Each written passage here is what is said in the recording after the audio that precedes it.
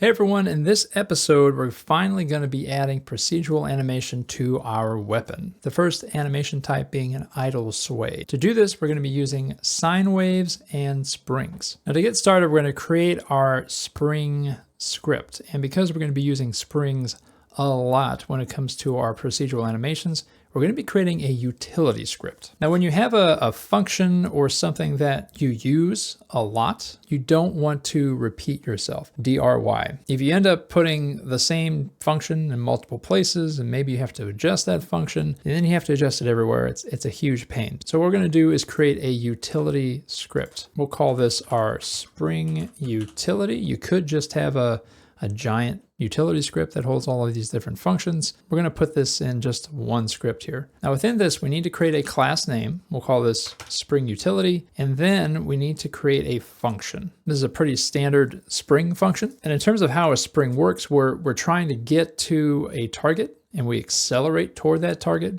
based on our distance right here and our stiffness value. But we also reduce the velocity every frame due to our damping. This is a different field than just using a lerp or a move toward, and I think it has a lot more weight to it. So now that we have this function within our utility script, to make this available everywhere, what we need to do is add static right in front of it. This sort of becomes then a global function that we can call with any script. And if we want to make changes to that function, we can just make a change here and it will affect every script that uses it. And now that we have that spring, let's go to our weapon controller because this is where we're going to drive the procedural animation for our weapon. Now, if we go to our camera, our weapon controller is loading a weapon scene and it swaps it out if we switch our weapon. That weapon scene has a position and a rotation, and we're going to be manipulating those things in different ways throughout this weapon visual juice process. So the effect we want is sort of a randomized X and Y position change when the player is standing still. This creates some movement on the weapon so it doesn't just appear dead. And to start doing that, we'll go back to our weapon controller and we're going to add a new variable at the top right below our fire rate timer. We need to store where the weapon starts. What's that starting position? Right now it's a 0.16 and then a negative 0.155 and then our Z value. That's our home base. So we're going to create a weapon position base, vector 3, and we're going to work with that in just a little bit. Now we need to add a bunch of variables for our particular idle sway. This is going to allow us to track different values. First being idle time, and then I'm just going to paste the rest of these in here so you don't have to listen to me type. Next will be the X and Y position, and then the X and Y velocity. Then we need to add some adjustable variables within our exports, and this is going to be for our idle sway controls so you can customize it and get the kind of look that you want. So we have 4 export variables that we want to do. These are all relating to our sine and our spring. So our frequency and our amplitude are relevant to our sine wave. That sine wave is going to be one value on the x-axis, and then it's going to be adjusted in a different way for the y-axis, so it's not totally in sync. And then the stiffness and damping affect our spring function. And we'll play with those so you can see the different movements that you can make. Because again, this is all procedural. We're just wanting to get the look that we want. But now that we've got those in there, we need to actually get the base weapon position. So we're going to go down to our spawn weapon model. Now, if you remember in our weapon setup video, which was a while ago, this is where we are swapping our weapons. So when we first spawn, we're getting rid of the current model. That gets rid of that, just like so. And then we spawn the new one and instantiate it, add a child, and then set its position, like so. So after we set the position, we can immediately adjust the base weapon position and assign it to the current position of the weapon. We'll paste that in there right below. So again, we're going to store that base position by setting the base weapon position to current weapon position. And that is the weapon position that is set within our weapon resource, if you remember the weapon resource. That value right there. So that's our home base. Remember, we always want to go back to that. It's important because if you had it at 0, then the weapon would, where would that look? It would look like that. And you don't want that. You want it to the right and down. All right, we got that in there. Let's make our idle sway. So we're going to add a new function and we'll call this update idle sway, and we'll probably change the name of this in future episodes because we are going to be adding in a lot of different position and rotational adjustments. So we've added our idle sway. Let's move that up a little bit, and let's paste a few of these lines just to talk about them. So first, we're going to make sure if we have the current weapon model. If we don't, then we're not going to sway anything. And then we need to increment our time. So the idle time is what is driving our sine wave. Sine needs some value on the x-axis to get a value for the y-axis, and that's going to come from our time and from our delta. Next, we're going to calculate the two sine wave targets to create a pattern. The first for the x value and then for the y value. That is getting the sine of our idle time multiplied by the sway frequency, multiplying that by the amplitude for x, and likewise on y. Notice we're also multiplying here. You can also make this an export value if you want, just to adjust it.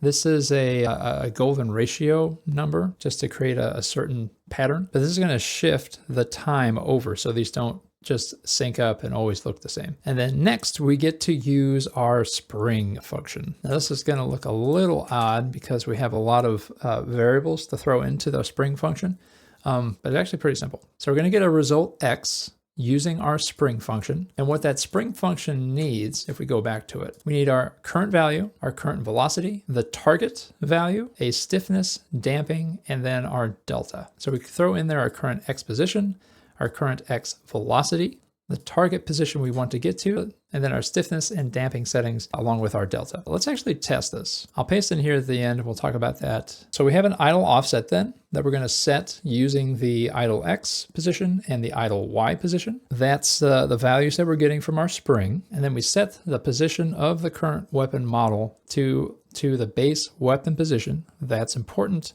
plus this offset. So we're maintaining this as the origin point and then using this to offset it. You don't want to set it to just the offset. You want to take into account where that weapon starts. Before we can actually test it, we need to run it. So we'll go up to our process function and pop that in there at the bottom. We need to pass along our delta. We'll save that, and there you go. So it's very subtle. I'll move it so we don't have this glare. We've got a little bit of an X movement. And if I go out, and then let's increase the amplitude. So the amplitude is going to make it bigger.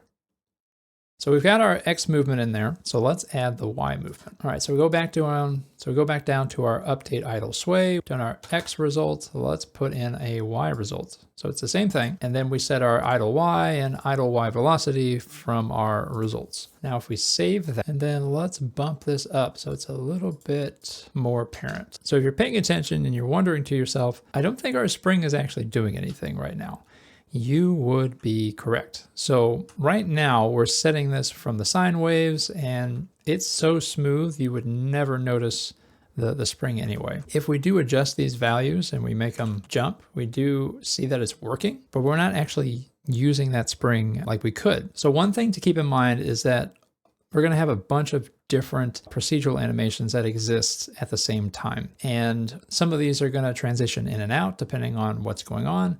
For our idle, we only want this to happen when the player is standing still. Right now, it's happening all the time, as you can see.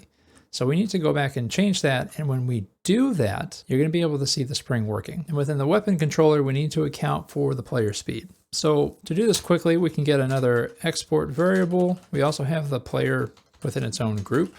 You can grab it that way, but we'll just add an export so it's nice and quick. We'll get that reference for the player. And then within our update idle sway, we're going to adjust when we set our sine wave values, and that we only want to set the target to those sine waves when the player is not moving. First, we're going to get the speed, that is the length of the player's velocity, and then reset our target X and our target Y.